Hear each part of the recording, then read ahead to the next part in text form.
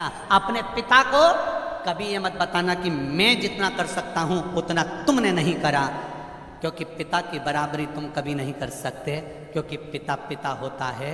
उसने अपना पूरा जीवन जो कमाया वो तेरी विद्या में लगाया, जो कमाया तेरी पढ़ाई में लगाया, जो कमाया तुझे अव्वल बनाने में लगा दिया।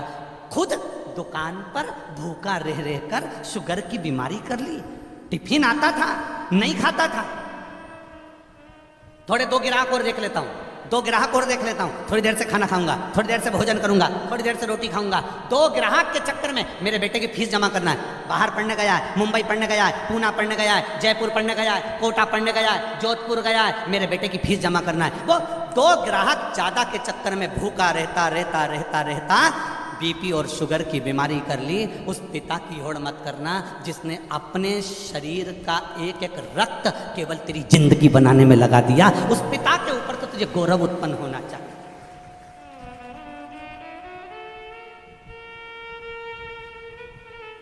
बड़ा दुख होता है जब किसी के मोबाइल पर हम स्टेटस पर देखते हैं ना, और वो लिखते हैं माय वाइफ माय लाइफ। बड़ा दुख होता है जब किसी के मोबाइल के स्टेटस पर देखा जाता है कि my wife my life.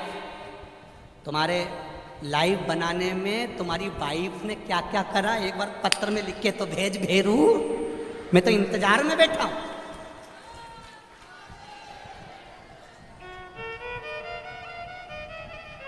Wife तुम्हारी लाइफ नहीं बनाएगी, वाइफ तुम्हारे बच्चों की लाइफ बनाएगी, ये निश्चित है। वाइफ, हाँ, वाइफ किस जगह पर खड़ी होती है? वाइफ लाइफ कब होती है?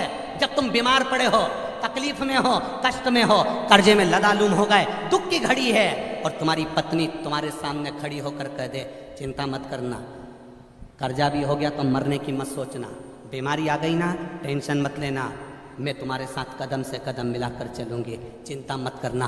तब लिखना माय वाइफ माय लाइफ। ये मुझे ज्ञान दे रही है, ये मुझे समझा रही है, ये मुझे ज्ञान का स्मरण करा रही है। और नहीं तो अपने मोबाइल पर लिखना चाहिए my father my mother my life. मेरा पिता और मेरी माँ ही मेरी लाइफ है, जिसने मेरी जिंदगी बनाई है।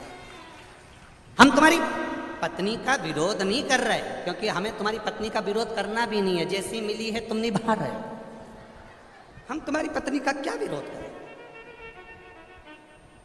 हमारा इतना सा कहना है, तुम्हारी पत्नी तुम्हारी दुख की घड़ी में सामने खड़ी हो, तुम्हारी पत्नी तुम्हारे दुख के समय पर तुम्हारे सामने खड़े होकर कह रही हो चिंता मत करो, कोई बात नहीं, पैसा नहीं है ना, अब की बार साड़ी नहीं लेंगे करवा चौथ पर, मेरे पास बहुत पड़ी है, जेवर पड़ा है, तुम चिंता मत करना। अगर दुख की घड़ी आ भी गई पूरा जेवर उठा कर दे दूंगी, तुम्हें कर्जे से मुक्त कर दूंगी, तुम चिंता मत करना, तुम चिंता मत करना।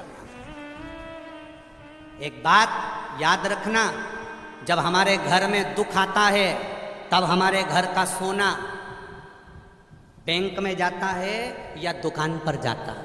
काय के लिए? गिरवे रखने के लिए या बिकने के लिए? बोलो सही है कि गलत है?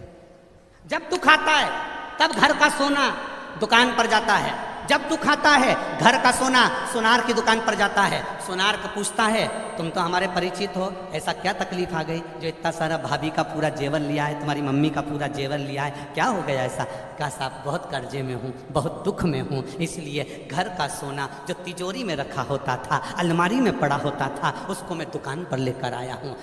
दुख की घड़ी में घर का सोना सुनार की दुकान पर जाता है, सुनार पैसे देता है, तब हमारा कर्जा चूक जाता है। जब दुख की घड़ी में घर का सोना सुनार के पास जाए तो समझ लेना कि दुख की घड़ी में अगर तिजोरी में रखा सोना दुकान तक जा रहा है तो दुख की घड़ी में हमें महादेव के दरवाजे तक जाना है, तो सोना दुकान पर नहीं जाएगा, अपने आप सब काम हो जाएगा।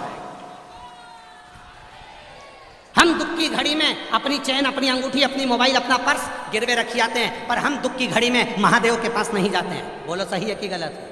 दुख की घड़ी आई, तुमने सोचा मेरी गाड़ी रख देता हूँ, मेरा बंगला रख देता हूँ, मेरा ये सामान रख देता हूँ, मेरी चेन रख देता हूँ, मेरी अंगूठी रख देता हूँ। मेरा एक निवेदन है, अपने चेन, अंगूठी, मोबाइल, पर्स को गिरवे रखने से अच्छा, कर्जे में डुबाने से अच्छा, एक बार दुख की घड़ी में जैसे सोना सुनार की दुकान पर जाता है, ऐसी दुख की घड़ी में तुम मेरे महादेव के मंदिर में, लोग सोना दुकान पर ले जाते हैं, तुम 2 लोटा पानी महादेव के मंदिर में लेकर जाना, उसको चढ़ाना, 1 महीना इंतजार करना, फिर विश्वास रखना कि शिव पुराण सुनी थी तो 1 महीने में बाबा ने धीरे धीरे कर्जा चुकाया कि नहीं चुकाया। कहाँ से आएगा, कैसे देगा? उसका नाम कुबेरेश्वर